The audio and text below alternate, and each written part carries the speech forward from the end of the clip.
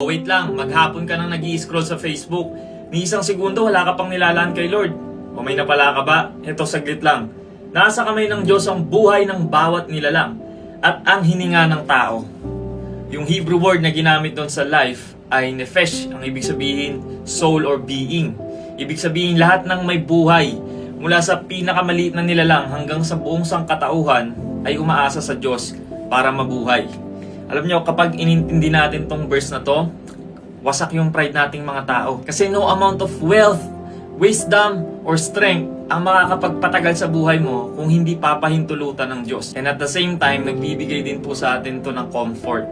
Kasi kung katulad ka ni Job, na matindi ang pinagdadaanan ngayon, please remember that life is never out of control. Si Job, matindi yung pagsubok niya, nawala yung mga anak niya, nagkasakit siya, matindi yung pinagdaanan niya. Pero alam niyang hindi siya hawak ng kapalaran or aksidente, but in God's sovereignty. Because the hand of God that holds life is not careless.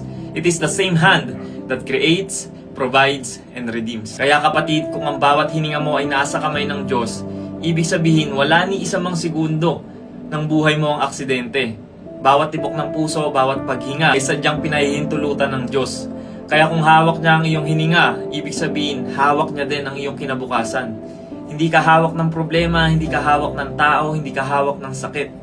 Hawak ka ng Diyos mismo. Amen?